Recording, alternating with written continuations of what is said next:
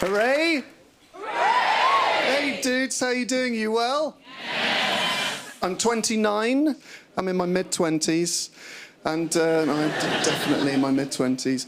But my face hasn't really caught up. I've got quite... I'm not a particularly manly man. There are a few guys here with kind of cool stubble. That's what I'd like, because that's the ultimate manly face. You know, it's kind of saying, well, I could grow a beard, but I can't be bothered, yeah? Because I'm too busy doing it with hot babes.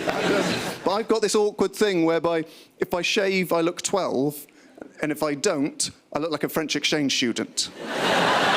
Very awkward kind of to straddle those two things. And a bit of a sad year, actually. My girlfriend did leave me earlier this year. Well, it's very kind of you to say, but do bear in mind, I haven't told you what I did to her yet. No, it's fine, it's fine, it's fine. So I said to my friend, I said, hey man, I totes need to meet a new GF ASAP. I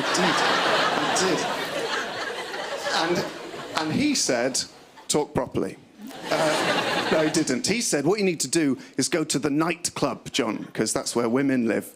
No, it's true, it's true. I've now been there. That's where women live. I know quite a lot about women. They live there. And I don't know if you've noticed, but it's a bit like in a wildlife documentary. Often to kind of protect themselves, the women will sort of dance in very tightly knit circular packs, right? And the reason is, it's very clever, it's very clever. The reason is that there is no dance on earth that is available to men to kind of give them access to that group of women without getting sort of spat back out again. So what you have to do, like in the wildlife documentaries, right, they're like a kind of a group of gazelles. And you have to use a counter tactic like the lion of the plains. And slowly, surely, strategically, dance away the weakest member of the group. You kind of separate her from the rest of the herd. And then you dance her into a corner where you can kind of prey upon her, right? But I mean, I'm not like picky. A lot of men have criteria for ladies. They'll say things like, oh, I like a woman with big breasts, or I like a woman with long legs. For me, as long as the legs are both long or both short, not a problem. It's the mishmash of long and short legs. No, that's not going to happen, right? So what you have to do when you've got your lady is you have to use dances to impress them, right? Now, I've got 3 dances, ladies and G's. But before I show them to you, right, it's very important, is that I must point out that our public liability insurance here does not cover blown minds. Yes, thank you, thank you. So, strap in. Dance number 1 is called the thrust. And it goes something like this.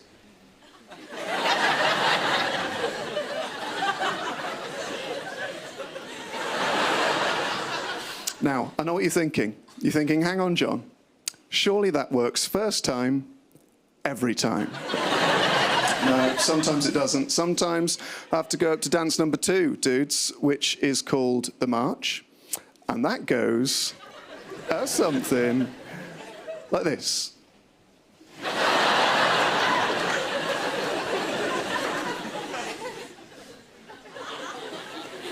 Now, you know what you're thinking now? You're thinking, hang on. That first dance changed our lives. The second dance was a bit boring, really, and we thought they would get progressively more mind-blowing. And to those critics, I say, boring, is it? Whoa!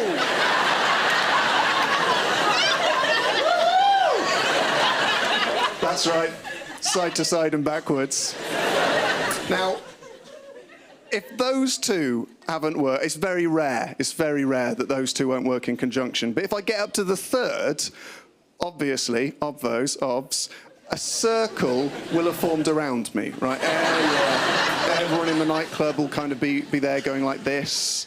Some of them will be filming it on their iPhones to put up on YouTube. And what I'll do in that situation is I'll take that tension. I'll just slowly slowly start to crouch. People are like, what the heck has this guy got left in his locker? We thought his locker was bare. There's two guys up in the lighting gantry. One says to the other, where's the dancing rule book? It's being rewritten. And then I'll unleash it. It's a star jump. Star jump, thank you.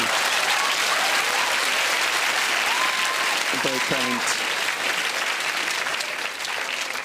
Now, another reason I feel like I'm getting a bit older is because I'm starting to get really stressed out by noisy neighbours, right? We've got real troubles with noisy neighbours. And I'll tell you what happened. It's the first time I've ever done something properly brave, right? I was in my flat, Sunday night, just got back from a gig. It's about 11 o'clock. And the noise was, you know when you can tell it's coming through a wall or through the floor, but this was like out in the wild. It was kind of coming from everywhere. I was thinking, what the dickens is going on here? I nearly lost it. I thought, whoa, it's terrible, right? So I opened up my kitchen window, and our window looks out onto our garden, which then backs onto the neighbour's garden. There's their house, right? And I can see in their garden the remnants of a barbecue, right? Now, usually, people would have at a barbecue things like burgers and sausages. But unfortunately, these cheeky tinkers seem to have been eating chicken drum and bass sticks. And, wait for it, and beans on toast. And so I thought, I'm not blooming having it. I did. I nearly lost it. I thought, I'm not blooming having it. And but I thought, it's only 11. It's only 11s. So what I thought, what I'll do is, I'll go into the other room where it's not so bad. I'll have a bottle of rosé, a couple of whiskies, and see what happens, right? And while I'm watching the film in the other room with my rosé and my whiskies, I check the Bristol City Council website guide for how to deal with noisy neighbours, right? I can now confirm your suspicions that it does not say, have a bottle of rosé and a couple of whiskies and see what happens, right? It says, go round in person if you feel safe enough, be calm, be confident, apologise even for interrupting their night. So I go back into the kitchen, I open up the window and I'm thinking, yeah, I'm just going to turn up and be like, hey, dudes, we all like a party, don't we? But turn it down a little bit. And as I'm lifting up the window, the music goes up another level, right? Now, at this point, I flip. Right? And I don't flip very often, I'm more of a flopper. And for some reason, I grab the empty bottle of rosé and chuck it out of the window, and it smashes in their garden, right? Now, part of me thinks, hooray! Another part of me thinks, hide! Right, so I do this. And it strikes me, what a bizarre thing to do to deal with broken Britain by chucking a bottle at it, right? Albeit a bottle of rosé. It's kind of the best middle-class crime in the world, you know. What next? Artichokes down the chimney, hummus through the letterbox. So I thought, this is silly, I've got to sort this, right? So what I do is I go out of my house, go round onto their street. Now, when I'm on their street, I realise that it's not that house. I have just thrown a bottle of rosé into an innocent party's garden, right? It's the house opposite them. Now, that's 2 streets away. The sight that meets my eyes, you wouldn't believe. There are young lads and lasses on the streets drinking tins of beer, and they were, and smoking jazz cigarettes like there's no tomorrow. And they've got a bay window, right, on the first floor. We haven't got bloody bay windows. And they've got the windows open, big PA speakers pointing out of the windows onto the streets, right? And it just makes me so angry enough to do something silly, right? And I think, right, I'm going to clean up the streets, you know?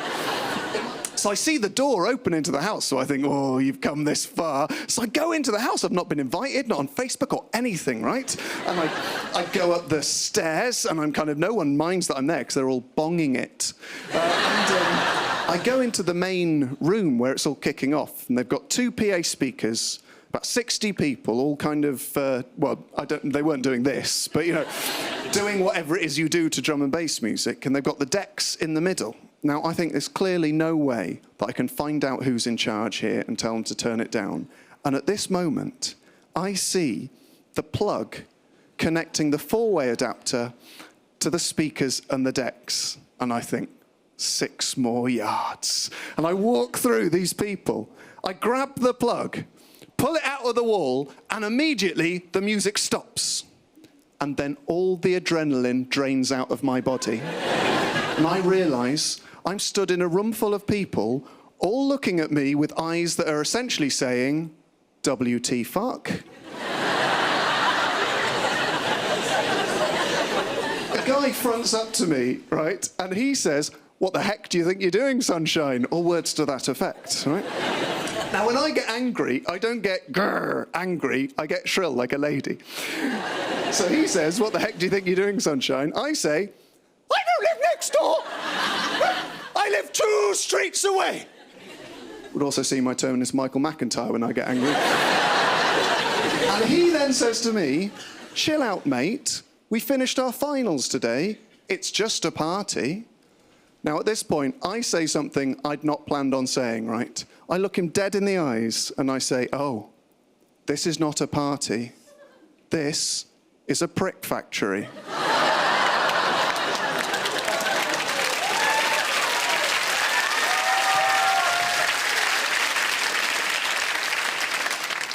And you, sir, are the CEO. Now, I don't know if you've ever accused anyone of being the chief executive officer of a prick factory, right? Don't take very kindly to it. He heard the key word and went, don't you call me a prick. I actually had to back down from an angry mob saying, whoa, whoa, whoa, there's been some confusion. I didn't call you a prick. I called you the CEO of a prick factory. Eventually, it calmed down when the girl who owned the house came to turn the music down, but then I found out her name was India, which made me hate her even more.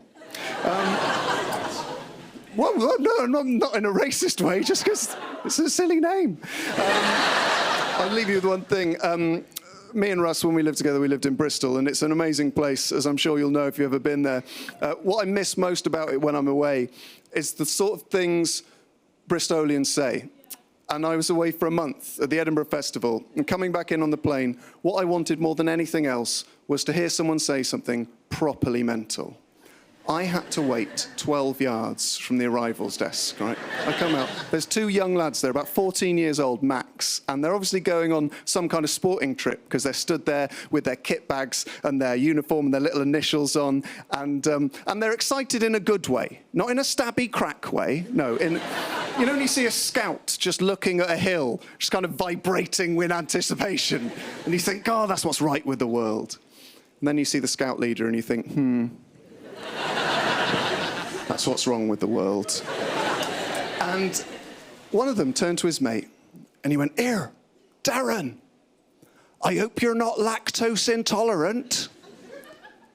I thought, that's very strange. What's he going to follow this up with? He said, I hope you're not lactose intolerant, because Corfu is going to be legendary. Ladies and gentlemen, you've been absolutely smashing. I've been John Robbins. Bye-bye!